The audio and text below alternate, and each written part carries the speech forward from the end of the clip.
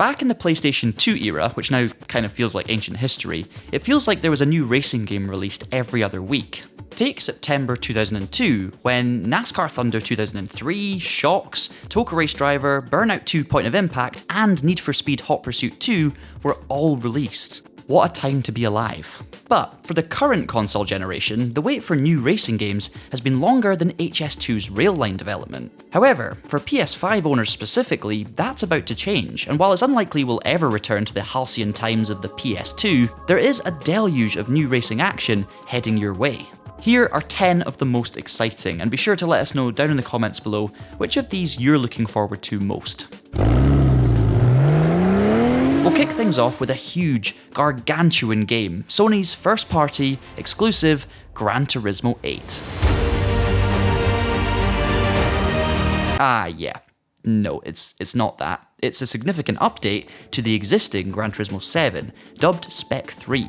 Over 3 years after its initial release, Polyphony Digital's racing game will soon be dragged up to date with some notable changes to its progression. Many sport mode players have bemoaned how old some of the Group 3 cars are, so there'll be a Ferrari 296 GT3 replacing the retirement age 458. Many have critiqued the car collector levels that max out too soon, so this will be increased. The frustrating car invite system? Changed. The weekly challenges becoming repetitive? New event formats will be added. This looks to be a surprisingly comprehensive update, especially when quality of life changes have all but stopped this past year. There are also 2 small points that could, emphasis on could, be even more significant. Dunlop tyres and improvements to online races. Now, the Dunlop bit may allude to a simple rebranding of the tyre walls from Michelin to Dunlop, but it may also mean a new or updated tyre model, which in turn could significantly alter the way Gran Turismo 7 drives. Then, improvements to online races. Improved how exactly? Will car movement in lobbies be improved, or sport mode grid sizes increased? Or neither, and we get something else entirely? Could be huge, could be tiny. Let's hope for the former. Still, we're more intrigued about these elements than the 8 new cars and 2 new tracks, Jasperina Circuit and Circuit Gilles Villeneuve. Those are still welcome too though. So yes, we cheated a little bit. It's not a new game, but hopefully Spec 3 feels like one when it launches in December later this year. Sorry for bending the rules a little bit there, hopefully you understand it, but now I promise we're actually going to talk about new, real racing games. For the first time in a long time, on PS5, Gran Turismo 7 will face some stiff opposition, starting with Project Motor Racing. This has emerged as one of the most hotly anticipated racing games this year, harnessing the feel and tone of Project Cars 2 and GTR 2. This shouldn't come as a surprise, however, given that many members of PMR's development team actually worked on both of those titles. Despite a tumultuous beginning, where Straight 4 Studios' game had more name changes than Prince, just ask your parents, it appears the Ian Bell-led title is on the path to being a right royal hit. Recent car and track teasers are ticking all the boxes for racing fans, with GT3s, GT4s and hypercars keeping modern racing enthusiasts happy, while NGTs, Group Cs and GT1s are there to satisfy the oldies. There's also a full gamut of multiplayer options, from lobbies with friends to a ranking system and cross-platform play with promised physics parity. That's before we mention that approved community-created content, aka mods, make their way to console too, thanks to publisher Giant Software's well-oiled farming simulator know-how. Did we mention dynamic weather, track evolution, and a comprehensive career mode? Could the artist formerly known as GTR Revival and then GT Revival be crowned the best racing game package of the year? All the ingredients are certainly there, although a Little Red Corvette DLC hasn't been confirmed just yet. If we were to pen an obituary to the Burnout series, it would read something like this. Born in 2001, the high-speed driving nature and brutal crashes of Burnout captivated audiences, and then really stepped up a gear through subsequent sequels, before setting the template for open-world driving and multiplayer with Burnout Paradise. Yet, despite this breakthrough, its stewards, Electronic Arts, made the Criterion development team take what was good about Burnout and squeeze it into Need for Speed. I mean, why have 2 great racing series when you could have one slightly confused one, right? Please bring the series back from the dead. Thank you. With love, Team Traction.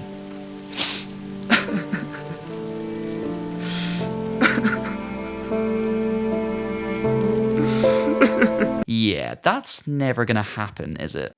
Except, what if some former Burnout developers left the company and decided to create a Burnout-inspired multiplayer racing game? Well, that's exactly what Wreckreation is, and it now has a release date of later this month.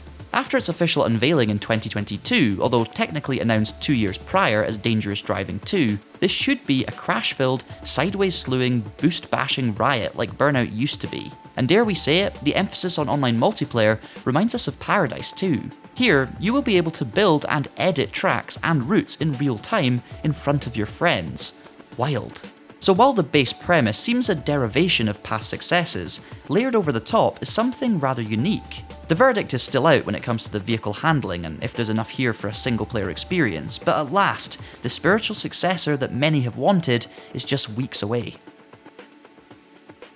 Truth be told, NASCAR fans haven't had a truly great video game in, well, about a decade. The NASCAR Heat series was serviceable, but made to look better thanks to the NASCAR 21 Ignition abomination. If we take a look at the official Nicolas Cage scale of goodness, NASCAR Heat 5 was a gone in 60 seconds, whereas Ignition was Ghost Rider Spirit of Vengeance. Now, the new NASCAR 25 by iRacing Studios aims to be a Raising Arizona, or Pig.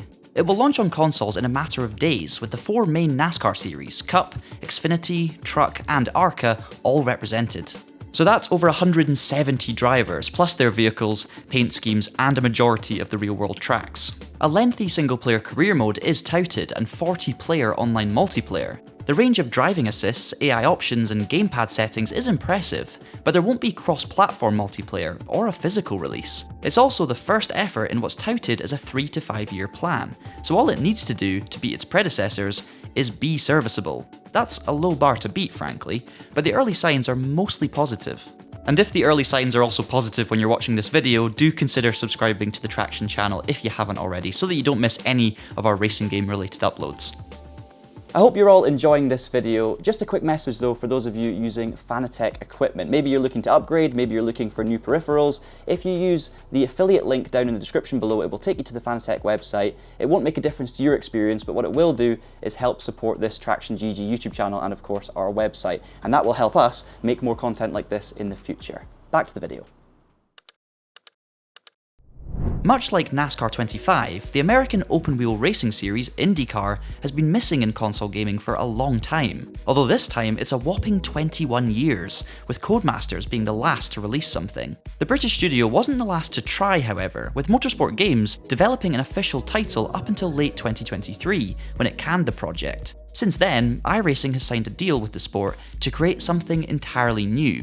It's being created by a separate team to NASCAR 25, and while it will share its vehicle dynamic system with that title, it will use the proprietary Orontis engine instead of Unreal for the graphics. The static car image, that's all we have to go on right now I'm afraid, looks detailed and shiny. Oh so shiny. Slated for the second half of 2026, we've been told that development is already well underway, and at some point, IndyCar driver Scott McLaughlin will be involved in its testing. You can also expect a career mode, the support category Indy Next, and online multiplayer. For those on PC, you have iRacing, Automobilista 2, Race Room, and Le Mans Ultimate to tickle your simulation racing itch. And that puts Rennsport in a tight spot, which has less content and fewer unique features than the existing hegemony. But on console, if you're after a realistic GT car motorsport, that's slightly different. There's Assetto Corsa Competizione, but that's long in the tooth by now, and the aforementioned Gran Turismo 7, which omits most new real-world race cars. So that means there really might be a gap in the market for this title. Okay, the gap may be smaller than a credit card, but it's one that has to be pried open and capitalised on. If you follow sim racing, this feels old by now as it was first showcased back in 2022 and has gone through a closed beta, an open beta, and early access. Still, it will actually finally release in November this year, and alongside the known ranked multiplayer system, there will be AI racing and a form of career mode. The PS5, Xbox, and PC versions will all race together online too, through crossplay, and there's cross-platform progression as well. All of a sudden, away from PC, it may make more sense than ever, and when we tested a work-in-progress PlayStation build recently, it ran well enough too.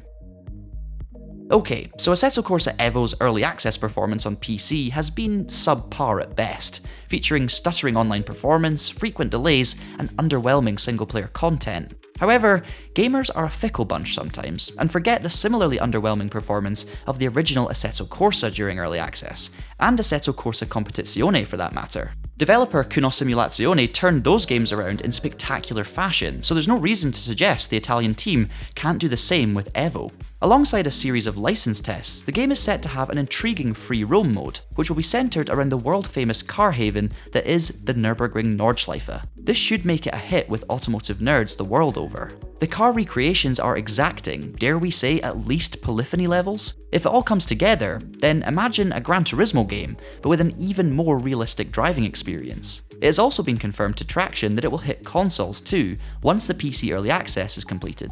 It may end up being later than the next Game of Thrones novel, but Kunos has the perfect recipe to make a console mega hit, as long as it can iron out Evo's significant creases. Moving from the sublime to the ridiculous. Actually, Wreckfest 2 could be both sublime and ridiculous. It really wouldn't surprise me. If you were expecting a radically different experience from this compared to its predecessor, then the game's early access period may have left you feeling a little disappointed. Fortunately, however, developer Bugbear Entertainment has essentially nailed the formula for this spiritual successor to Destruction Derby, and the game remains riotously fun, online or offline. And it seems like the studio behind the Flatout franchise has incrementally improved everything about the original Wreckfest, with the visuals looking rawer and more refined at the same time, giving us high hopes Wreckfest 2 will surpass its progenitor in every respect. New cars, tracks and game modes arrive with every build and are presented in a typically Finnish deadpan matter, which simply adds to the charm of a game centred around smashing up knackered old vehicles. These are still in development, and when complete, this game will be a blast. Wreckfest 2's version 1.0 release is expected before the 31st of March 2026, according to a recent Embracer Group earnings call, meaning PlayStation users won't have too long to wait before they can smash their friends' cars up in a series of extravagant ways. Virtually, of course. Before we continue with the main entries of 10 epic racing games coming to PS5, we should also note the smaller titles, such as the joyful Over the Hill and retro-infused Super Woden Rally Edge. We expect these at some point, but no rush, indie devs. Also, Le Mans Ultimate will be making its way from PC to console at some point, as Motorsport Games is constantly teasing us. One creation team that is the antithesis of indie is Rockstar Games. While Grand Theft Auto 6 isn't a racing game, it releases in May. Console sales will no doubt pick up early next year in anticipation, which will hopefully have a knock-on effect for racing game sales. While not quite as epic as GTA, Tokyo Extreme Racer has no less rabid fans, and has emerged as somewhat of a palate cleanser this year. Version 1.0 on PC was released last month, evoking a simpler time when racing games were far more focused and linear in their approach. The historic reboot sees players racing along Tokyo's famous expressways, aping the midnight club of illegal street racers made famous in the 90s. The action is therefore entirely set at night, adding to the clandestine atmosphere. Developer Genki seems to have struck a chord with gamers and JDM car fans alike, thanks to a car roster filled with classic Japanese vehicles from Toyota, Honda, Nissan and Subaru, among others, which fans of the Initial D and Fast and Furious franchises are lapping up. Thankfully, and probably inevitably given the sales success of TXR, a PlayStation 5 version is in the works, but we don't yet have a confirmed release date. However, the game's fast-paced Unreal Engine-powered racing action will surely find a suitable home on console, with racing fans able to tune and modify a varied selection of cars, thanks to body kit parts from the likes of TRD and Mugen. TXR is a JDM car lover's dream then, and it'll sell by the bucket load. We've saved what could be the biggest until last. It must have been a tough pill to swallow for Xbox owners, but the Forza series made its way onto PlayStation last year in an unprecedented move. Horizon 5 made an immediate splash, becoming PS5's best-selling game in the first half of this year, despite it being a full-price, nearly 4-year-old game. So now, its follow-up, Horizon 6, has also been confirmed for Sony's platform, in a move that is anything but unprecedented this time. It will also be set in Japan, something many Horizon fans are rejoicing, and it will include the most densely populated city on Earth, Tokyo, which wasn't guaranteed, as neither Horizon 4 nor Horizon 5 truly features metropolis-like areas. A key element, however, won't be the location, but perhaps the progression systems, and how those gameplay loops are changed. You are handed more supercars than a 5-year-old's Hot Wheels collection within the first hour in recent installments. It's coming to PC and Xbox first in 2026, but if Microsoft likes money, and the inventor of XL definitely likes money, we suspect it won't be another 4-year wait for PS5 players. As I said earlier, do let us know in the comments down below which of these you're most excited for. Are there any that we've missed that you would like to see us cover? And of course, subscribe to the Traxion channel so that if we do cover them, you don't miss those videos in future. Also, I highly recommend keeping an eye on the TraxionGG website on a weekly or even daily basis to get all of your racing game news. Until next time, thank you so much for watching and have a great day.